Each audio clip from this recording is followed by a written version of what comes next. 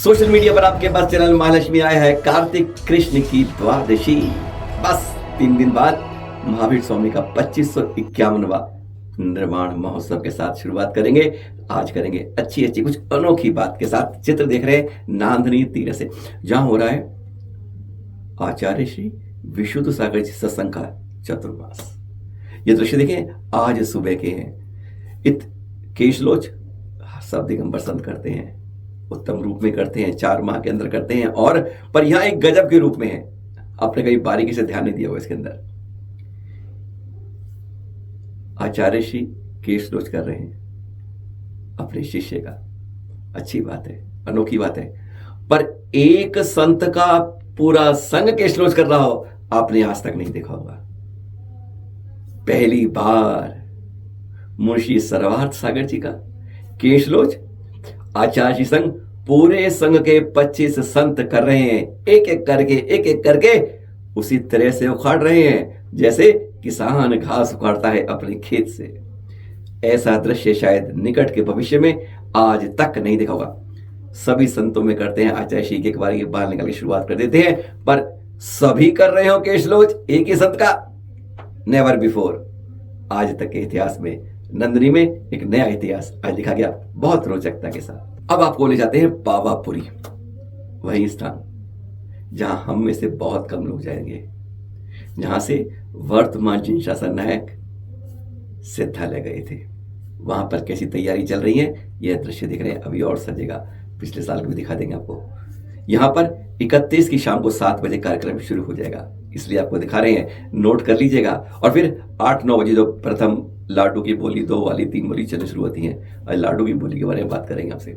और फिर अगले दिन सुबह 4 बजे मंदिर से सरोवर के लिए जल मंदिर तक की शोभा यात्रा चलती है, जो 40 मिनट 30 मिनट के अंदर पहुंच जाती है, 4:40 तक। फिर पूजा शुरू होती है और फिर 5 से 5:30 के बीच में यहाँ लाडू चढ़ेगा।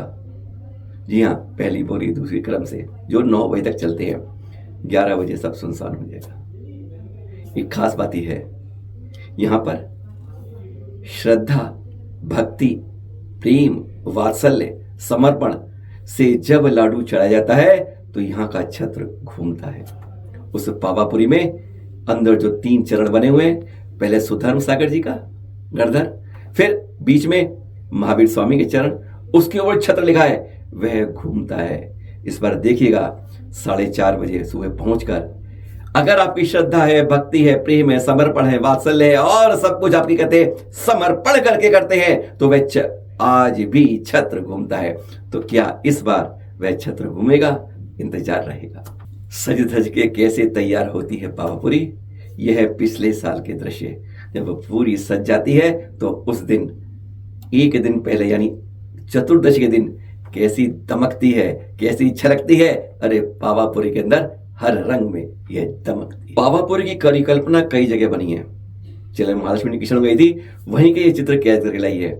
वहां पर प्रमुख मंच पर जहां से रोज कार्यक्रम होते हैं, वहीं पर इस पावापुरी को एक रंग दिया गया है। यह कुछ शुरू के चित्र हैं, इसमें कुछ कारीगरी होनी थी, पर यहाँ पर हर जगह पर, क्योंकि अधिकांश लोग पावापुरी नहीं जा पाते हैं, तो उसकी प्रतिकृति जगह जगह बनाकर वह स्वरूप दिया जाता है। पिछली बार मालूम है ना, ऋषभ विहार में बनी थी दिल्ली के अंदर, और इस बार यह पावापुरी किशनगढ़ की है। अगर बुरा न लगे तो एक पोस्ट आपके सामने दे रहे हैं। एक छोटे बच्चे ने भेजी थी कि अंकल ये बताओ, आपके लाडू में इतने रुपए का कैसे होता है?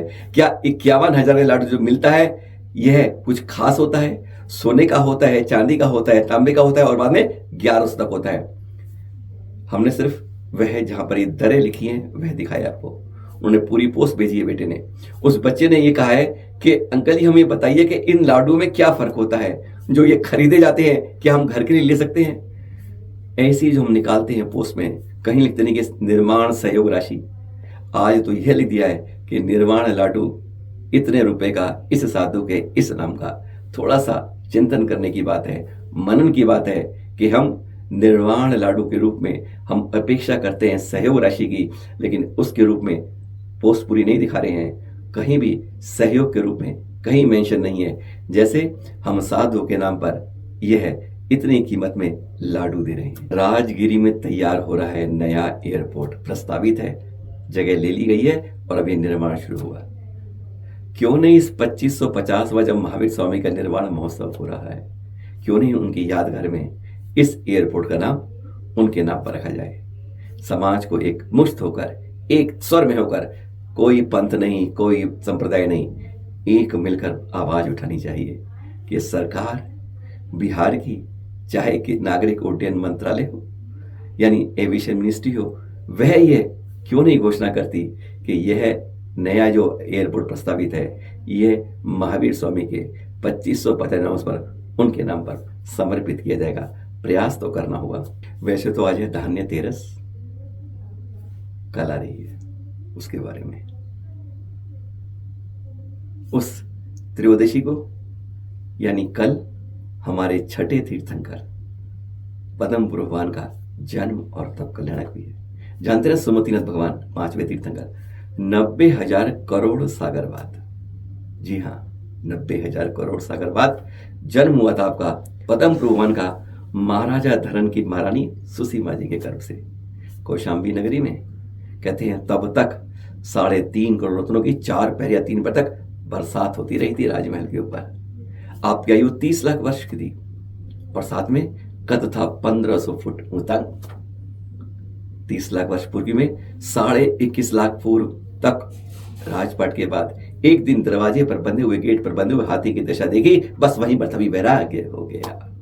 और फिर चल दिए तप कर, दोनों दिन, जन्म का दिन भी तप का दिन भी, 20 तीर्थंकरों का एक ही दिन आता है। और फिर चल दिए आप तप के लिए और तब आपको केवल ज्ञान की प्राप्ति हुई थी। ऐसे पावन दिन कल, जिसे हम कहते हैं धान्य तेरस, धनतेरस नहीं, धान्य तेरस, उसी दिन हमारे छठे तीर्थंकर पद्म प्रभु भगवान का जन्म और तप कल्याणक भी है। फिर मिलेंगे आपके साथ इन्हीं खुशियों के साथ। कल्याणक जरूर मनाइए अपने तीर्थंकरों के, क्योंकि इनको मनाते हैं आपके साधुओं के, अपने सबके, आपके जन्म दिवस, अवतरण दिवस, दीक्षा जयंती सब उसमें समय होती है, पर सबसे पहले तीर्थंकरों के कल्याण। सादर जय श्री।